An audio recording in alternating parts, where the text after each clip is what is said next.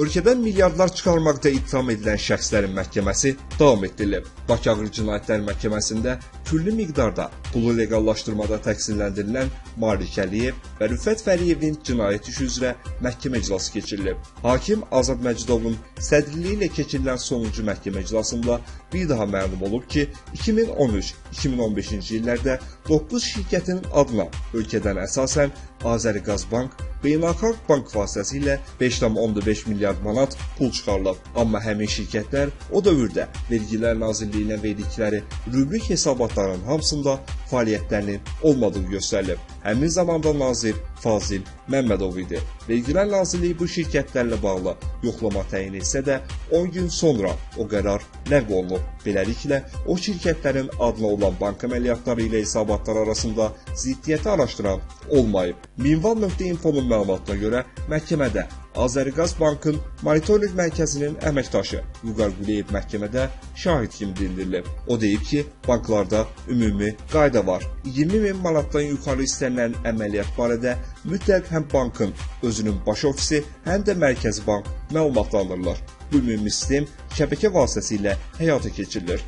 Hakim ondan soruşub ki, bəs necə olub? Bir gün ərzində 8-9 milyon manat pul çıxaran şirkət barədə heç bir araşdırma aparılmayıb. Dindirmə zamanı o da məlum olub ki, adları çəkilən şirkətlərin pul köçürmələri zamanı 2005-2006-cı illərə aid müqavilələrdən, bəyannamələrdən istifadə olunub. Belə rəsmiləşdirilib ki, həmin dövrdə bağlanmış müqavilələr, alınmış malların pulu indi ödənilir. Bank əməkdaşından onu da soruşublar ki, 8-10 il əvvəl alınmış malın pulunun indi ödənilməsi necə olub ki, şübhə yaratmayıb. Bundan başqa, müqavilədə Türkiyə şirkətinin adı göstərilsə də, vəsait Estoniyaya yaxud Dubaya göndərilib. Vüqar Quliyev onu da əlavə edib ki, müştəri pul köçürmək istəyirsə, qanunla onlar müştərinin iş yerini, maliyyənin mənbəyini soruşa bilməzlər. Həm də bugün Suriyaya 50 avro pul köçürülməsi daha çox şübhə yarada bilər, nəinki 1 milyonluq valyuta dəyişmə əməliyyatı. Məhkəmə Dövlət Sərhəd Xidmətindən də sorğu vasitəsilə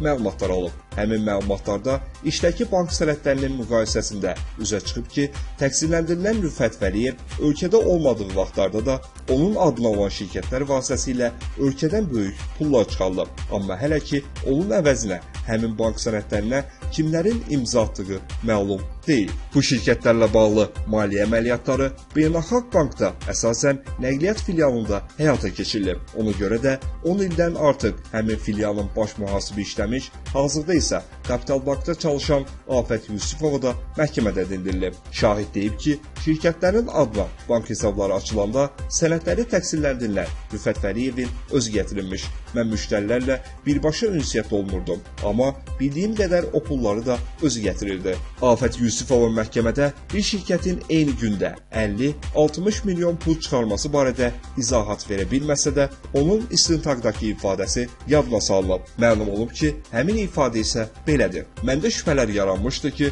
ona görə filialın müdürü Kənan Orucova bu barədə demişdim. O bildirdi ki, bank rəhbərliyinin bu barədə məlumatı var. Tapşırılıb ki, bu şirkətlərə heç bir maneə yaradılmasın. Daha bir şahid Rəhman Salmanov 2006-cı ildə Elektromaş şirkətini yaradıb. O deyib ki, Rusiyada işlədiyinə görə iki ölkə arasında birgə biznes məqsədi ilə bu şirkəti yaradıb. Amma işlədə bilməyib, bağlamaq qərarına gəlib. 2012-ci ildə bağlamaq istəyəndə dedilər ki, kiməsə verə bilərsən. Sumqayıtlı vergi idarəsinə getdim. Orada sənədləşmə məsələlərini həll etdilər. Satdım. O vaxtdan xəbərim yoxdur. Cinayət işinin materiallarında əmr var ki, Rəhman Salmanov ümumi yığıncağın qərarı ilə təqsirləndirilən Rüfət Vəliyevi şirkətə direktor təyin edib. Şahid belə bir əmr vermədiyini, oradakı imzanın ona məxsus olmadığını bildirib. Məhkəmə iclası martın 27-sində davam etdiriləcək. Malik Əliyev Royal Bankın 10 saylı filialının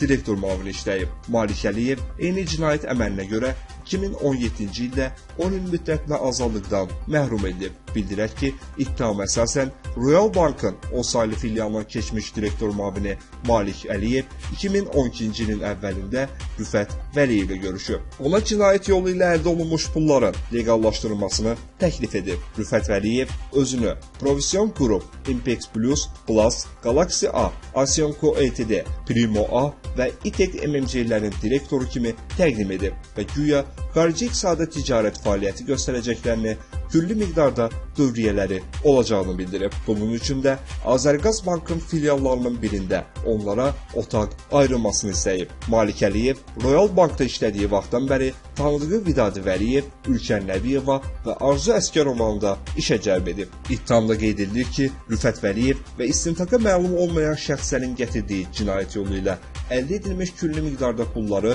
Rüfət Vəliyev onların saxta olub-olmadığını yoxlayıb. Daha sonra həmin pullar adları qeyd olunan şirkətlərin hesabına köçürülüb. Sonra da xarici ölkələrin banklarındakı hesablara köçürülüb. Ülkər Nəbiyev və Arzu Əskərova Rüfət Vəliyevin tapşırığı ilə xarici bankların hesablaşma nömrələri və köçürüləcək məbləği kompüter vasitəsilə yazaraq çap edib Malik Əliyevə təqdim ediblər. Rüfət Vəliyev isə həmin sənədləri şirkətlərin möhrü ilə təsdiqləyib. İmzaladıqdan sonra icra olunması üçün Malik Əliyev və Vidadi Əliyevə təqdim edib. Rəsmi ittihama görə Malik Əliyev Privion Group MMC vasitəsilə 2014-cü ilin fevral ayından 2015-ci ilin oktyabr ayına kimi 839 milyon manat, Impex Plus MMC vasitəsilə 2013-cü ilin noyabr ayından 2015-ci ilin oktyabr ayına kimi 778 milyon manat, Plus MMC vasitəsilə həmin müddət ərzində 510 milyon manat,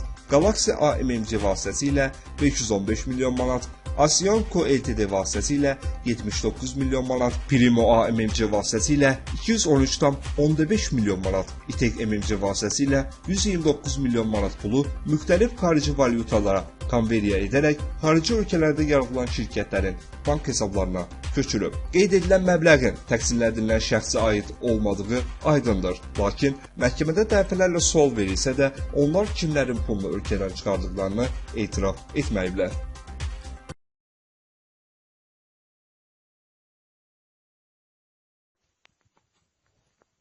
Salam əziz izləyicilər, mən istəyirəm ki, bugün arılar haqqında sizə biraz məlumat vereyim. Mən Hüseynov Vidadi, Aslar rayonunun Miki kəndində yaşayıram, gənc arıçıyam. Yəni ki, 120-yə yaxın arım var, arılarımın 50-yə yaxın arım buradadır. Qalan hissəsi isə, yəni ki, çəmən bitkilərinə onu ayrı yerdə qoymuşam, orada bal gətirir. Burada gördüyümüz, yəni arıları şəmi çəkdiyinə, bura arılarımızın qoyduğu yer, Aslar rayonunun Miki kəndi dağlıq ərazidir və gördüyümüz dağ Hirkan Milli Parkının sərhədidir. Yəni arılar həm Astaran meşə fonunun Astarada olan, yəni dağlıq ərazidə bitən bitkilərdən bal yığır, həm də Hirkan Milli Parkında bitən minlərlə bitkilərdən və min bir dərdin dərmanı saydığımız bitkilərdən bal yığır. İndi istəyirəm ki, yəni ki, arıları hələ bura təzə gətirmişik. Hələ burada arılar bir aya yaxın, yəni ki, məhsul gətirəcək. Güllər, çiçəklər burada hələ təzə açıb. Yəni, çəkdiyinə göstərə də bilərik. Yəni, burada əsasən bal gətirir, yəni ki, göçə ağacından əsas bal gətirir və Qafqaz xurması adlandırdığımız meşədə təbii halda bitən cır xurmalardan bal gətirir. Və meşədə bitən bütün bitkilərdən, sitrus bitkilərdən, yəni bal yığır, burada arılar, meşədə bitən, yəni qaragilə, yəni bütün bitkilərdə, təbiətdə bitən bütün bitkilərdən bal yığır. İndi istəyirəm ki, bir-iki arı yeşiyini yəni açım, orada sizə balı yəni göstərim, hələ arı təzə bal düzlü gətirib, hələ burada bir aya yaxın məhsul gətirəcək, onu mən istəyirəm ki, çəkim sizə göstərim. Biz bildiyimiz kimi, arılar bütün çiçəklərdən bal gətirir, yalnız qızıl gülün üzərinə əyləşməz, yəni ki, ondan məhsul götürməz, çünki Allah Taala tərəfindən bizə çatdırdığına görə qızıl gül haram buyurulub. İndi mən istəyirəm ki, bir arı yeşiyini açım. Burada sizə arının gətirdiyi məhsulu, yəni ki, Allah bərəkət versin. Gördüyümüz kimi, arı hələ indi bal vurub, şəmi balı çək göstər və qalan hissəsi isə çiçək tozudur, yəni güləmdir. Bu gördüyümüz bax, bu güləm min bir dərdin dərmanıdır. Bütün demək olar xəstəliklərin dərmanıdır bu çiçək tozu. Bu da yəni ki, təbii hələ indi gətirdiyi baldır. Digər ramkanı mən istəyirəm çıxardım. Və bu ramkada da hələ gördüyümüz kimi, yəni arı bura bala vurub, yəni yumurta qoyub, təzə yumurtadır. Bura isə bal, hələ baxın bu qədər bal vurub. Yəni ki, bu ramkada təqribən olar bir yarım kiloya yaxın bal, qalanı isə baladır. Yəni ki, arılar mən yenidən qeyd etmək istəyirəm. Burada hələ təzə məhsul gətirir. Hələ bunun məhsul gətirməyi, yəni ki, qabaqdadır.